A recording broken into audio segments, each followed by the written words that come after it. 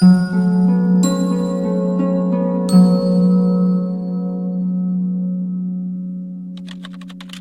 తీవ్రమైన సమస్యలు, పెళ్ళిళ్ళు కావట్లేదు, పిల్లలు పుట్టట్లేదు, అనారోగ్యము, కిడ్నీ ప్రాబ్లము, క్యాన్సర్, లంగ్స్, డబ్బులు ఇరుక్కుపోయినాయి ఎవరి దగ్గర, భర్త వల్ల బాధలు అనిపిస్తున్నారు, అత్తగారి వల్ల బాధలు అనిపిస్తున్నారు, ఆడపడుచు వల్ల బాధలు అనిపిస్తున్నారు. కర్మరా బాబు అంటారు కదా, అది పట్టుకోవాలి. అంటే మీ జీవితంలో ఇప్పుడు ఒక బాధ అనిపిస్తున్నారంటే గతంలో ఎవరికో కల్పించారు, దాని పేరే కర్మ సిద్ధాంతం. ధ్యానం చేస్తే కర్మలు తొలుగుతాయా అంటున్నారు.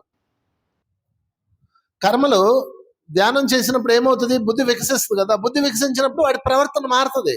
ఫర్ ఎగ్జాంపుల్ మీరు ఇంతమంది మాంసం తిన్నారు లేదా, ఇంతమంది మీరు మాంసాహారి, పోనీ మీరు కాబట్టి ఇంకొకళ్ళు ధ్యానం చేసేవాళ్ళు ఇంతమంది మాంసాహారి, పోనీ నేను ధ్యానం చేస్తాను, ఎప్పుడైతే ధ్యానం చేశానో శాకాహారి అయిపోయాను, మాంసం తినడం మానేశాను అంటే నాలో మార్పు వచ్చిందా రాలేదా, అప్పుడు నా కర్మ పోతుంది.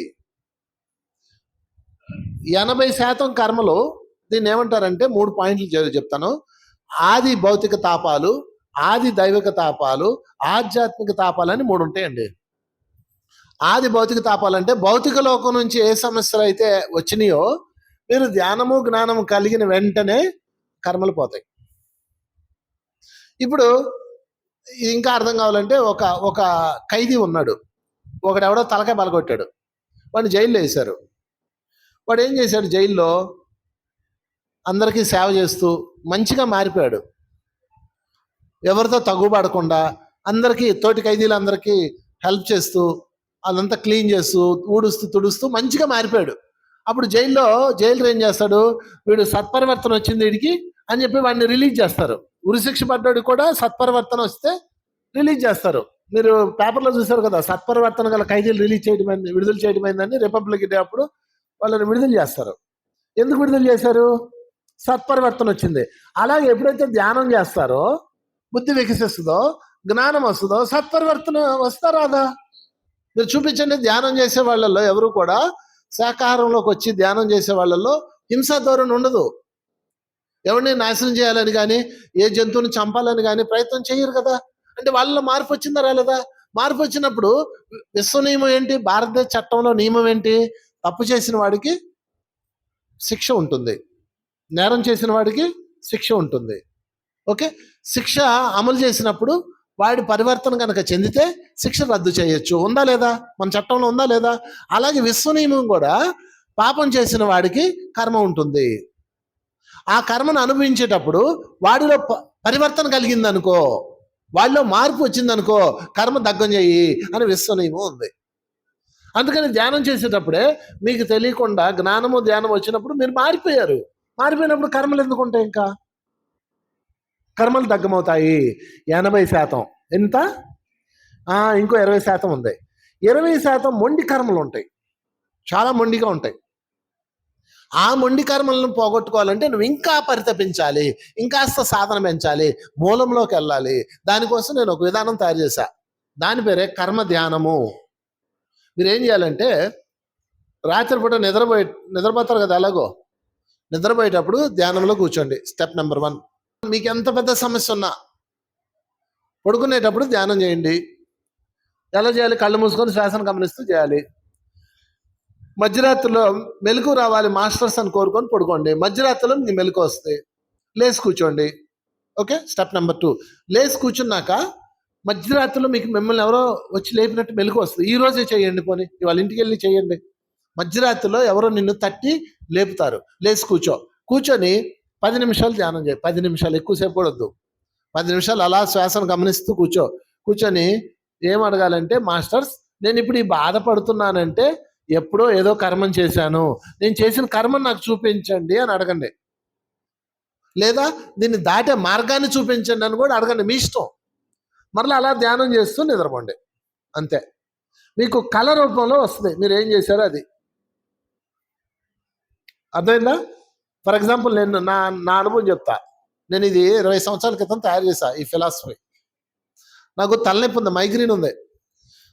జర్నీలో ఉన్నా లేకపోతే ఎండలోకి వెళ్ళినా విపరీతమైన తలనొప్పి వచ్చేది, నాకు అదొకటే ప్రాబ్లం. ధ్యానం చేసుకున్న నాళ్ళు బాగానే ఉంటుంది, రోజు గంట ధ్యానం చేస్తాను, చక్కగా నార్మల్ అయిపోయింది. కొన్నాళ్ళకి మాయమైంది. మళ్ళీ ఇలా జర్నీలో వెళ్తా అటు ఇటు సరిగ్గా ధ్యానం చేయడం అవ్వదు, కార్యక్రమాలకు వెళ్తా, ధ్యానం కుదరదు మాకు. ఇప్పుడు మీ అందరి చేత ధ్యానం చేయిస్తూ కూర్చోవాలి. నేను ఎప్పుడు చేసుకోవాలి ధ్యానం? నాకు అంత సమయం ఉండదు కదా. అప్పుడు తలనొప్పి లేసేది. నాకు అర్థమైంది, ఒరే ఇది ఇంకా వదలలేదురా నన్ను ఈ కర్మ అని చెప్పేసి నేనేం చేశానంటే, చాలా పెయిన్ ఉంది, ఈ పెయిన్ అలా నిద్రపోతూ అసలు నేను ఏం కర్మ చేసి ఇది నాకు వచ్చిందని అనుకుంటా నిద్రపోయా. నాకు ఒక కల వచ్చింది. ఆ కళ ఏంటో తెలుసా? ఒక అబ్బాయి, జాగ్రత్తగా వినండి, ఒక అబ్బాయి నిక్కరేసుకున్న ఒక అబ్బాయి కనపడుతున్నాడు నా కల్లో. ఒకటి చేతిలో, అబ్బాయి చేతిలో రాళ్ళు ఉన్నాయి, రాళ్ళు. ఎదురుగా ఒక వృద్ధురాలు పడిపోయి ఉంది. ఆ వృద్ధురాలు తల పగిలిపోయి ఉంది, బ్లడ్ వస్తూ ఉంది. పిల్లోడి చేతిలో రాళ్ళు ఉన్నాయి. ఈ పిల్లోడు ఆ వృద్ధురాలు ఏం చేశాడు? రాయితో కొట్టాడు. ఎవడా పిల్లోడు? నేనే. నా పాస్ట్ లైఫ్లో ఒక పిల్లవాడుగా, నేను పిల్లోడంటే పిల్లోడేం కాదులే, ఒక 20 సంవత్సరాలు ఉంటాయి, నిక్కరేసుకున్న కుర్రోడు నేనే. అది నేను మెలుగు వచ్చింది, నాకు మెలుగు రాగానే నా చెయ్యి ఇలాగే ఉంది. అప్పుడు నాకు అర్థమైంది, ఒరే ఇదా నేనా చేసింది? ఆ వృద్ధురాలు తల పగిలిపోయింది, ఆ బ్లడ్ వచ్చి ఆమె ఎంత బాధపడిందో, నేను అందుకు నాకు ఈ తలనొప్పి వచ్చింది అని నాకు క్లారిటీ వచ్చింది కదా, నాకు అర్థమైంది. ఇప్పుడు దానికి ఏం చేయాలి? దాన్ని అనుభవం వచ్చింది, అనుభవాన్ని జ్ఞానంగా మలచాలి. జ్ఞానంగా మలచకపోతే మళ్ళీ రాదు. అప్పుడు మళ్ళీ ధ్యానంలో కూర్చొని ఆ వృద్ధురాలని కళ్ళ ముందు తెచ్చుకొని, అమ్మ సారీ, నన్ను క్షమించు, నేను పశ్చాత్తాపం చెందుతున్నాను అని మనస్ఫూర్తిగా ఆమెకి సారీ చెప్పా. ఓ ఈశ్వరా, నేను పశ్చాత్తాపం చెందుతున్నాను, తెలియచేసిన ఆ జన్మలో అని కోరుకున్నా, ప్రాయశ్చిత్తం చేసుకుంటాను అనుకున్నా. కరెక్ట్గా 3 రోజుల్లో అండి అదే వయసులో వృద్ధులు నా దగ్గరకు వచ్చారండి, తల కట్లు కట్టారు. వాళ్ళ నుంచి వచ్చారు, మరి పెద్ద వండర్ అనమాట ఇది. నాకు తల కట్లు కొట్టుకొని వృద్ధులు వచ్చి, వాళ్ళు వచ్చి డబ్బులు అడిగేవాళ్ళు, నన్ను ఇచ్చాను వాళ్ళకి. వాళ్ళని చూడగానే నాకు అది గుర్తు వచ్చేది ఆ కల్లో. అప్పుడు కొన్ని రోజులకండి ఆ తలనొప్పి అలా మాయమైపోయింది. నేను ఇప్పటికి ఎప్పుడన్నా బాగా అలసిపోతే కొంచెం దిమ్ముగా ఉంటుంది తప్ప మైగ్రేన్ రాదండి. 80% రోగం పోతుంది.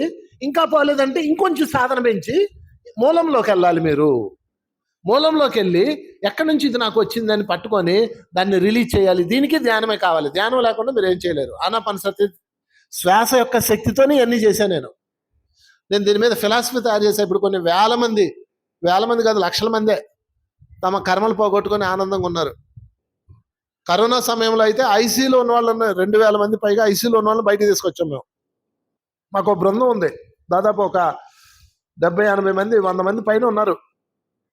దేశ విదేశాల్లో ఉన్నారు. వాళ్ళందరూ ఆన్లైన్లో ఎవరికే సమస్య వచ్చినా ఆ ఏరియా వాళ్ళకి అప్పచెప్పేస్తుంటాం. వాళ్ళ కౌన్సిలింగ్ ఇచ్చి, వాళ్ళకి కర్మను చూస్తే కానీ నమ్మరు. లేకపోతే మీరెందుకు నమ్ముతారు? నువ్వు గత జన్మలో తలకాయ పాల్గొట్టావు అంటే నమ్ముతారా మీరు అసలు ఒప్పుకోరు. మీరు నేను చూపిస్తా, మీ కర్మను మీకు చూపిస్తా.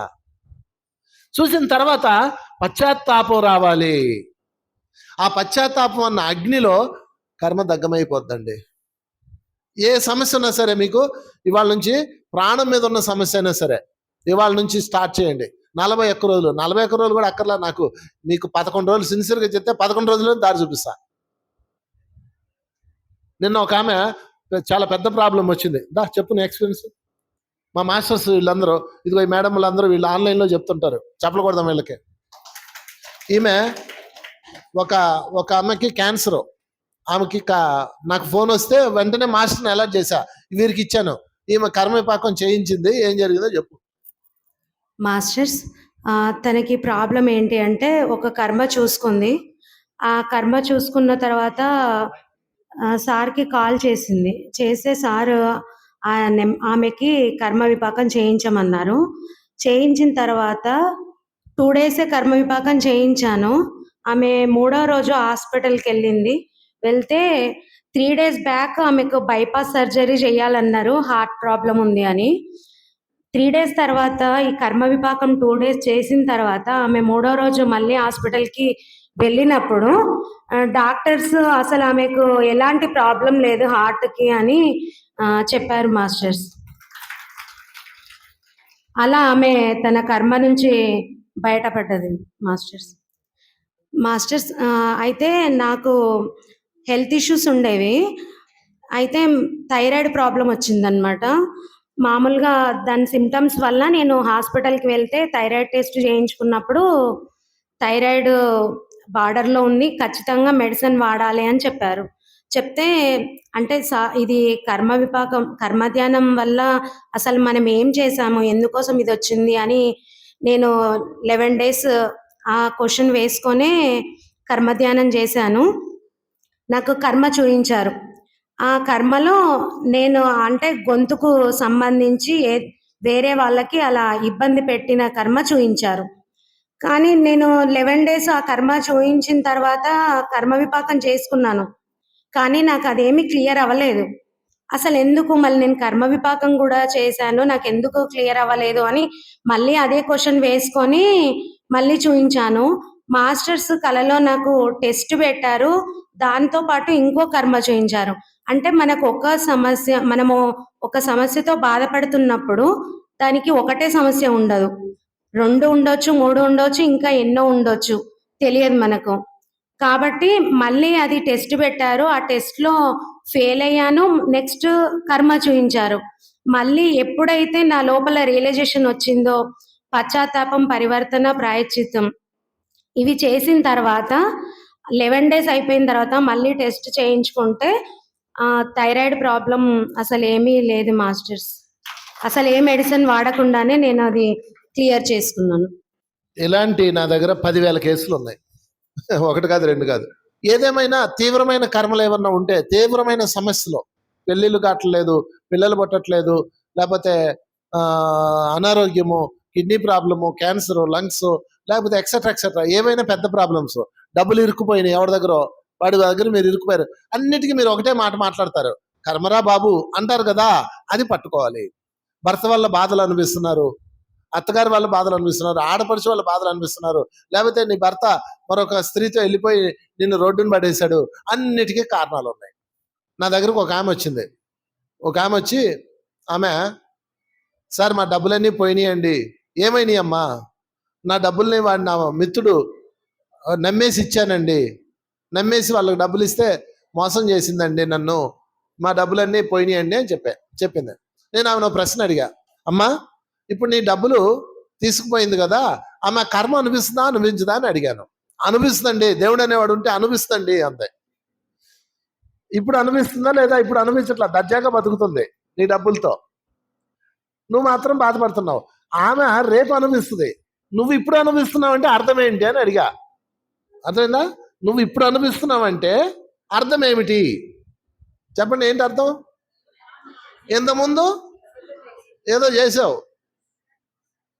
ఓ పాట ఉంది, ఏ వచ్చి బి పై వాలే, బి వచ్చి సి పై వాలే, సి వచ్చి డి పై వాలిందే, ప్రభాస్ సాంగ్. అలాగా ఏ అనేవాడిది వచ్చి బి మీద పడుతుంది, బి అనేవాడిది వచ్చి సి మీద పడుతుంది, సి అనేవాడిది డి మీద, డి అనేవాడు మళ్ళీ ఏ మీద. ఇప్పుడు ఏ మీద పడిందంటే డి అనేవాడిది. అంటే మీ జీవితంలో ఇప్పుడు ఒక బాధ అనిపిస్తున్నారంటే గతంలో ఎవరికో కల్పించారు, దాని పేరే కర్మ సిద్ధాంతం. మీరు అది చూడట్లేదు, ఎంతసేపటికి వాళ్ళని చూస్తున్నారు. వాడి చేతిలో మోసపోయాను, వాళ్ళు నన్ను తిట్టారు, లేదా వాళ్ళ అన్నిటికీ కారణాలు ఉన్నాయి. అది పట్టుకున్నారు అనుకోండి, ఇది మారిపోద్ది. అది మారిస్తే ఇది మారిపోద్ది అంతే. అర్థమైందండి? అందుకని మీరు ఎప్పుడు కూడా ఒక మాట మర్చిపోకండి. చెప్పండి నాతో పాటు, నేను సృష్టించుకున్నదే నాకు తిరిగి వచ్చింది. ఆ సృష్టించింది ఏంటో పట్టుకోండి. ముందు వీళ్ళని తిట్టడం మానేయండి. నీ ఎదురుగున్న వాళ్ళందరూ పాత్రదారులు, సూత్రధారులు, వాళ్ళందరూ సూత్రధారి నువ్వే. నీ పాస్ట్ ఒకటి ఉంటుంది, దాన్ని మార్చావనుకో ఇది మారిపోద్దండి. మీరు బాగా అర్థం చేసుకోండి. మీరు అంటారు, అందరూ అంటారు, ఏ జన్మలో పాపం చేశానో నువ్వు నాకు ముగ్గురేసి వచ్చావు అంటారు మొగుడిని పట్టుకొని. ఏ జన్మలో పాపం చేశానో నువ్వు నాకు పెళ్ళామయ్యా అంటారు. ఏ జన్మలో పాపం చేశానో నువ్వు నా కడుపును పుట్టావు అంటారు పిల్లల్ని. వాడు మిమ్మల్ని బాగా బాధపడుతుంటే అంటారు అనరా? ఆ పాపం ఏంటి అది పట్టుకొని దాన్ని అలైన్మెంట్ చేయాలి. దాన్ని శ్వాస శక్తితో చేయొచ్చు మనం. ధ్యానం, ఆనాపానసతి ధ్యానం ఎంత గొప్పదంటే, ఈ ఆనాపానసతి ధ్యానంతో నేను ఎన్నో కనిపెట్టేశాను. ఎంతో లోపలికి వెళ్ళొచ్చు. పిహెచ్డి చేయండి, బోల్డ్ ఎన్ని ఉన్నాయి ఇందులో. ఎన్నెన్నో అద్భుతాలు చూడొచ్చు మీరు. అన్నిటికీ మీరు సాధన మాత్రం రోజుకు 1 గంట ధ్యానం చేయాలి, శాకాహారిగా ఉండాలి. ఈ 2 రూల్స్, ఇంకా నో రూల్స్. ఓకే. సో ఇక్కడ ఉన్న వాళ్ళలో ఎవరికి ఏ ప్రాబ్లం ఉన్నా ముందు ఫస్ట్ నేను చేసింది ఏంటి అని ప్రశ్న వేసుకోండి. మధ్యరాత్రిలో లేచి ప్రశ్న వేయండి, మీకు కళల రూపంలో కనిపిస్తుంది, దానికి క్షమాపణ చెప్పుకోండి. అలాంటి వ్యక్తులు మీ దగ్గరకు వస్తారు, సేవ చేయండి. That's all. మళ్ళా చెప్తున్నాను, మీరు ఎలాంటి బాధలో ఉండి క్షమాపణ కోరుకుంటారో అలాంటి వ్యక్తులు మీ దగ్గరకు వస్తారు, వాళ్ళకి హెల్ప్ చేయాలి. శ్రీరామచంద్రుడు భార్యపై బాధలో ఉన్నాడు, అతని దగ్గరికి ఎవరు వచ్చాడు? వాలి, సుగ్రీవుడు కథ వచ్చింది కదా. ఆంజనేయుడు వచ్చి, అయ్యా భార్యపై బాధలో ఉన్నావు, ఇదిగో భార్యపోయినోడు కేసు సాల్వ్ చేయ అన్నాడు. అంతే, వాలిని లేపేశాడు, సుగ్రీవుడికి భార్యని అప్పచెప్పాడు. వీళ్ళందరూ కలిసి సీతమ్మ జాడ కనిపెట్టారు, అమ్మని తీసుకొచ్చి కళ్యాణం చేశారు. అయిపోయింది కదా. భార్యపోయినోడికి భార్యని ఇస్తే భార్యపోయినోడికి భార్య దొరికింది. That's all. ఇంకేంటి అంటే ఇప్పుడు నువ్వు అప్పుల పాలై ఉన్నావు, ఏం చేయాలి? దానం చెయ్యాలి. మళ్ళీ అలాగని ఎవడ పడితే ఆడు చేయకండి, మీ దగ్గరకు వస్తాడు. అవతల వాళ్ళలో సంతోషాన్ని చూడాలి.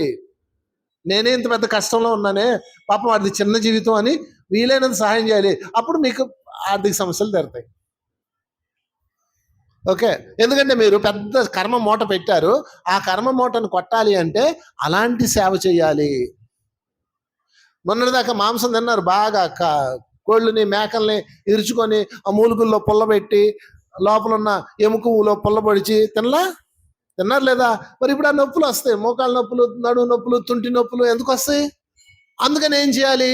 అప్పుడంటే తెలియజేసామయ్యా, ఈ పత్రికారు అనేవాడు అప్పుడే కనపడితే వచ్చేవాళ్ళు, మరి లేటుకు వచ్చాడు ఆయన, మనం ఏం చేద్దాం? సరే ఇప్పుడు తెలిసింది, ఏం చేద్దాం? సేవ చేద్దాం. జంతువులకు సేవ చేయండి, శాకాహార ర్యాలీలు చేయండి, అందరికీ మాంసం తినొద్దని చెప్పండి. తగ్గపోతే అప్పుడు అడగండి. ఒళ్ళు నొప్పులు, కీళ్ళు నొప్పులు, నడువు నొప్పులు, మోకాళ్ళ నొప్పులు, ఈ ఎముకల నొప్పులు, కండరాల నొప్పులు ఉన్న వాళ్ళందరూ జీవహింస చెయ్యొద్దని ఎలుగెత్తాలి. శాకాహార ర్యాలీలు జరుగుతాయి, వెళ్ళండి, తిరగండి, కాళ్ళు ఈడ్చుకుంటే తిరగండి. కాళ్ళు ఇరుకొట్టినప్పుడు లేదా మీకు కోడికాలు? సేవ చేయాలి, అప్పుడు కర్మ పోతుంది. కర్మ పోయే మార్గం సేవ, జ్ఞానము 2. జైల్లో పడేసి సారీ అండి పొరపాటును చంపానండి అంటే వదిలేస్తారండి? ఎప్పుడు వదులుతారు? నువ్వు సేవ చేస్తుంటే సత్పరివర్తన గల ఖైదీ అని వదులుతారు. ఇప్పుడు అర్థమైందా సేవ ఎందుకు చేయాలో?